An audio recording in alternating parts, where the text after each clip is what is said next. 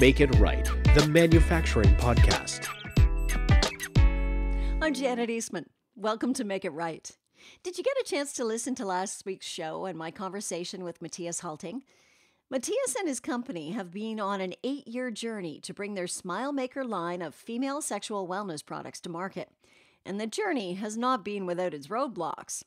This week on the show, we continue that conversation, and Mattias shares how he overcame those roadblocks, and he offers some valuable insights on how manufacturers can better support challenger brands and build their own businesses. Here's part 2 of our conversation.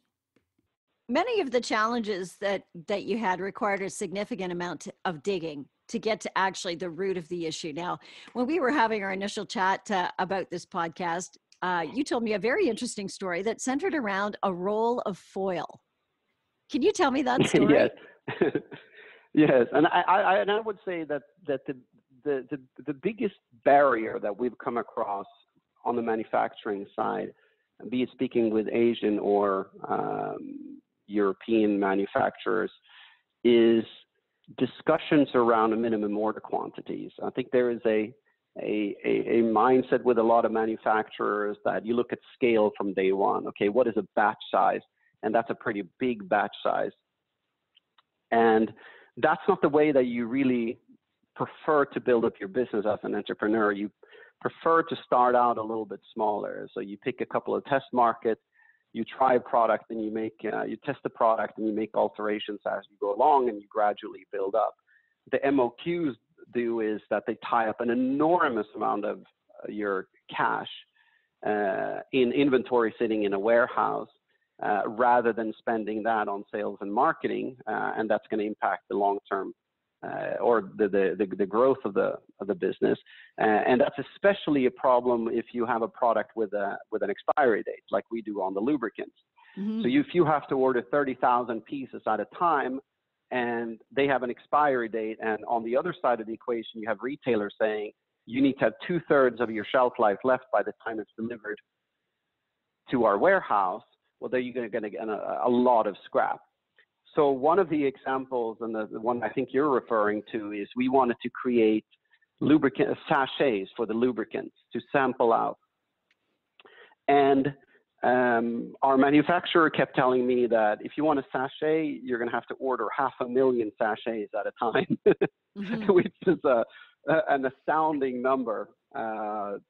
Both in terms of thinking, where are we going to put those 500,000 sachets? How are we going to be able to distribute them out before they expire, and so on? And I kept coming back to that and saying, but I don't understand why we need to make 500,000. And I think the discussion went on for about 2 years, at least 2 years, in terms of me trying to probe and dig. But what is it? Is it the raw ingredients that you're ordering? Is it that you have to make a batch size equivalent to 500,000 in the mixers? And in the end, after years of probing, what I finally realized was that the sticking point was the roll of foil that you buy, that you fill the sachets into and then cut them. So that roll of foil is the equivalent of 500,000 sachets. And then I asked, well, what if we pay for that foil? They said, well, you need to use it within a year because after 12 months it's considered to be contaminated.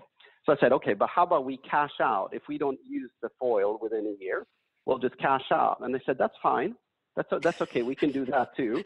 And I asked, well, how much is the foil? No, it's about $2,000. Oh my goodness. I said, okay. So if we had said 2-3 years ago, fine, if you put a deposit of $2,000 for the foil in case you don't use it, and then we deduct the equivalent amount every time you order, the proportionate amount, then you can have 5,000 sachets, or you can have 10,000 sachets. That would have impacted our launch quite a bit, because we would have been able to sample the product. So all of that, $2,000 and 2 years, and you going back multiple times to find out what the real problem is. It's astounding. So I guess my question has to be, from your perspective, it was obvious that it would have been great to know that, you give me $2,000 for the roll of foil, we can make as many sachets as you need as long as you're going to pay for that. But going forward, when you run into challenges with manufacturers and you think about that story, I mean, what is it about those manufacturing challenges that you think from the side of the manufacturer, they could be a little bit more open and clear with some of these innovative product developers so that they can make this path a lot easier and frankly faster than 2 years? Well, so I think a lot of it starts with the mindset, and I think that's going to have to come from management. I think management has to let their organizations know that flexibility and adaptiveness are good qualities, and finding solutions is a good thing rather than sort of pushing, here it is, this is the way it's done. So I think it has to come from them, and also maybe helping them about how do you go about thinking outside the box and finding the solutions. So starting with the mindset that we want to make things happen, whatever the client or the customer wants. Mm-hmm. We want to help them make that happen. Now, how do we make that happen? But I think that they don't feel at the moment the sort of the middle management that I speak with.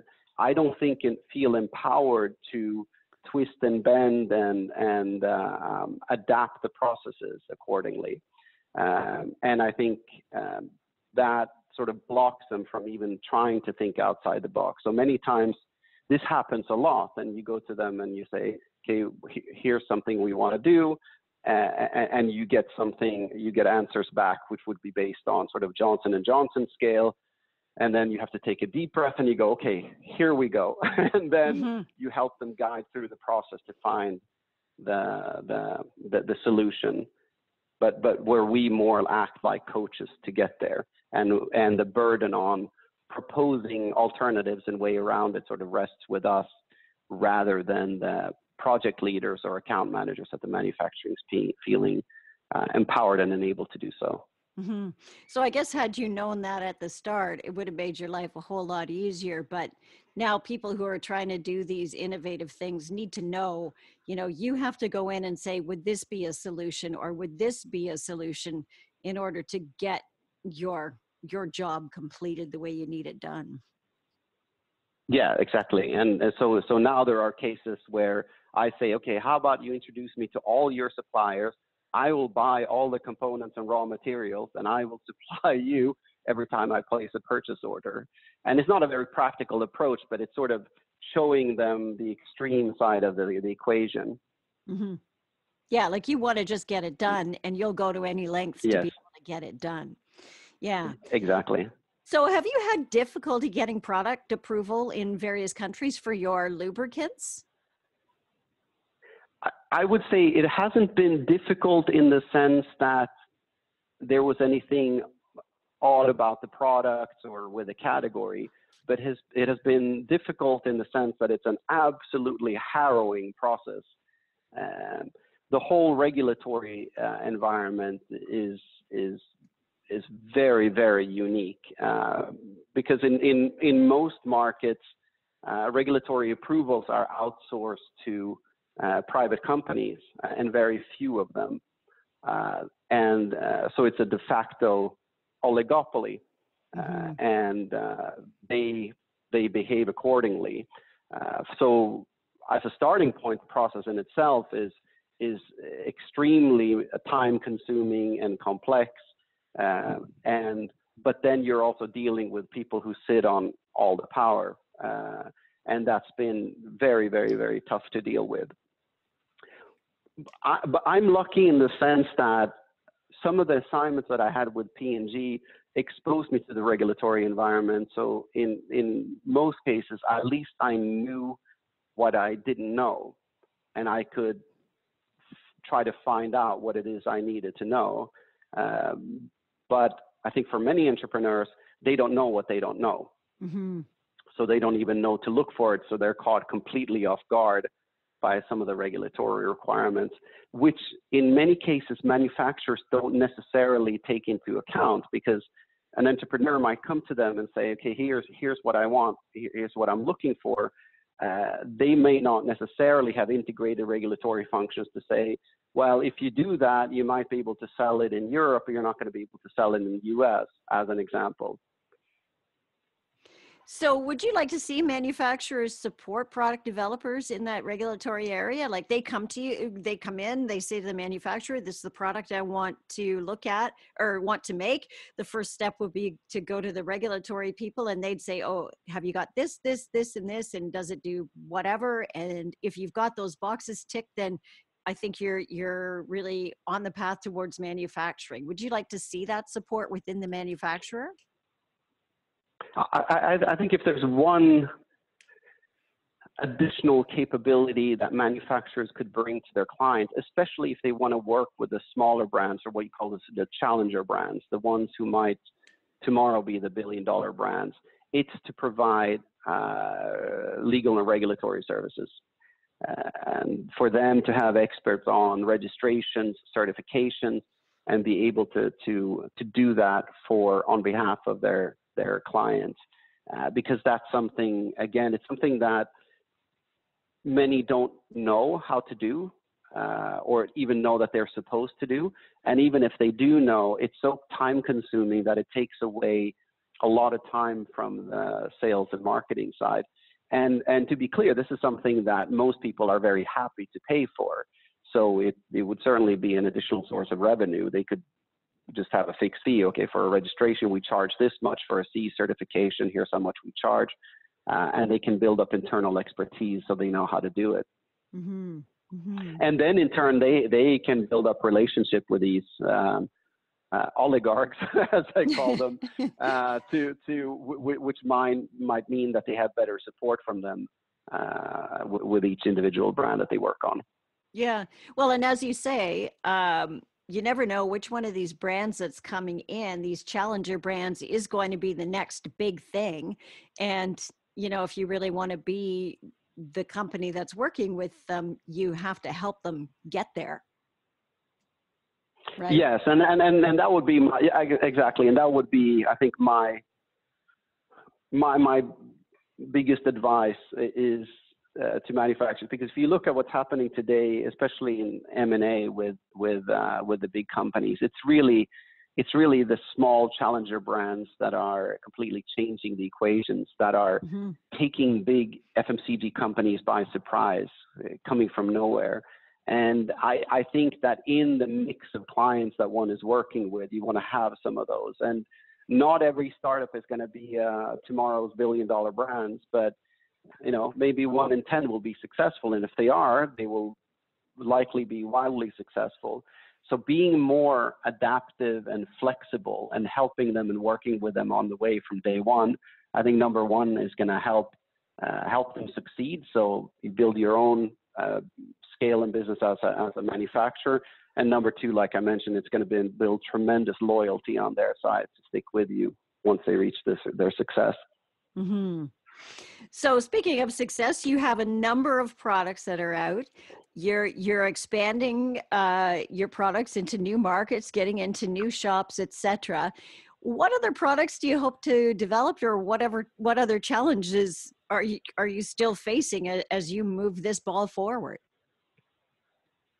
So we're definitely expanding and within the existing product ranges that we have. So far, we've been, let's say, take it on the vibrator side, we've been quite focused on what we call Vi-Curious, which is women who have been curious to try a vibrator but haven't done so because they haven't been comfortable buying them where they've normally been sold. And that's usually about 2/3 of non-users. So take in the US, 50% of adult women have used a vibrator, 2/3 of the rest have been curious to try one. So we've been very focused on them so far. Now we're releasing products that are slightly more technically advanced. They're using more advanced materials, more advanced functionalities. But then also we're looking at the sexual wellness category more broadly about how do we address all aspects of women's sexual well-being. And that includes a whole range of adjacencies that requires entirely new product types. And we've started looking into them. And a lot of the history is repeating itself because, we want to look at a new category and the MOQs that are being quoted are just too high to get started. But we keep pushing on that. But it's essentially what we want to do is to create an entire category under the Smile Makers brand of women's sexual wellness product, rather than be in stores next to more male-oriented brands. In some stores, there is the sexual wellness category is sort of condoms, lubricants, Viagra, and then next to that you have Gillette and Axe deodorants. So it's a very male-focused shelf. We'd rather be with things like and have things like intimate wash, for example. Mm-hmm. So this has been an 8-year journey, and I know that we sort of addressed this a bit. But looking back, in the perfect world, if you speak and you are looking to move into new products and you see you're going through that same cycle again, but in that perfect world, if you could walk in there with this new product and go to a manufacturer and get started, how long do you think that process would be? And what do you think would need to happen in order for you to get across the finish line quicker? So from idea to first batch. Yeah. Well, I think it can be done in a year. Yeah. I think it can be done in a year. Yeah, I think so. We did our first batch of products in 9 months. Then we've done some upgrades. I think we've done 3 rounds of upgrades. So we should have probably taken a little more time on the design phase. But I believe if we as a company are clear on what we want and what we want the consumer benefits to be and the experience to be, I think a more sort of collaborative, partnership, flexible approach could create something that can be launched in about 12 months. Then the challenge is that you have to sell it into the retailers and get them to list it. Yeah. And are they? At this point, they are, because we have distribution in 20 plus markets, and they're all very happy with the way that our current products have been performing. So they're happy to list our new products. So we have our example now is the SKU we're launching this month. It's been picked up by every single retailer we work with around the world. But if you're starting from scratch and that is your new product, that's obviously more challenging because you may not have a track record of sort of bringing incremental sales and profit to the retailers. Mm-hmm. But in our position now, we're very fortunate because we have proven ourselves with that, so that I think they trust our innovation. Yeah. And what about competition in this market? I mean, you talked about the sex shop side of things, but I don't see that as being competition at all. So do you have competition in this area? We do. I mean, there are brands that are doing that are doing a great job, but I think first of all, we operate worldwide. So we're in the US, we're in Europe, and we're in Asia, and we don't see any other brand being in all those geographies.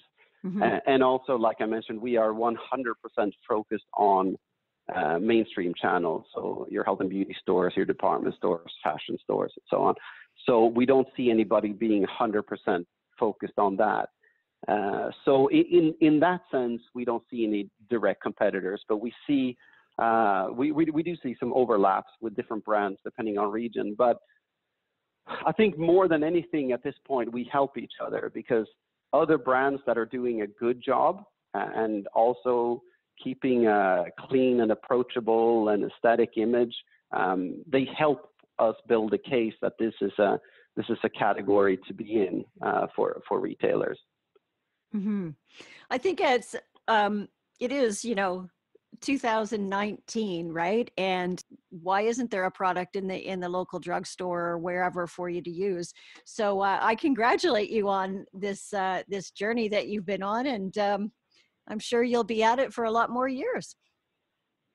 Yeah, thank you very well. We hope so too. Yeah. Yeah. So I hope if you get a chance, Mattias, in the future, and you want to share some more stories about how things are going and what you're up to with Smile Makers. I know that it was my understanding when you launched Ramblin Brands that you were supposed to be launching a bunch of different brands, but it looks like Smile Makers is keeping you quite busy at this point in time. So I'd love to know what you're up to next.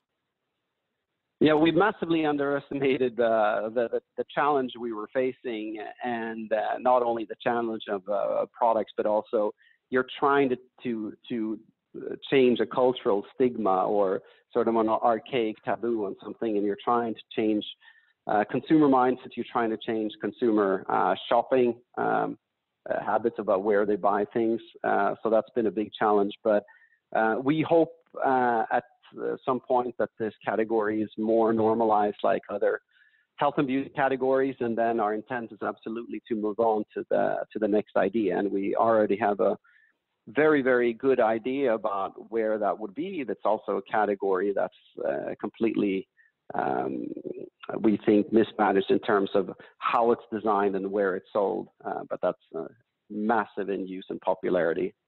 And let me see if I can reveal that to you at a later date. Yeah. Well, you've got me really thinking now. So I'm going to be up all night kind of trying to figure out that one. So, Mattias, I really appreciate you sharing your story on Make It Right with us. Good luck on your journey, and do stay in touch. Yeah, thank you so much. It's been my pleasure. Mattias Hulting is the co-founder of Ramblin Brands, and they have brought us Smile Makers. He is based in Singapore. That's our show this week. Please check out our Twitter and LinkedIn feeds that you can find on our podcast page, and subscribe and share this podcast with your friends and colleagues through iTunes, Google Play, Stitcher, Spotify, and YouTube.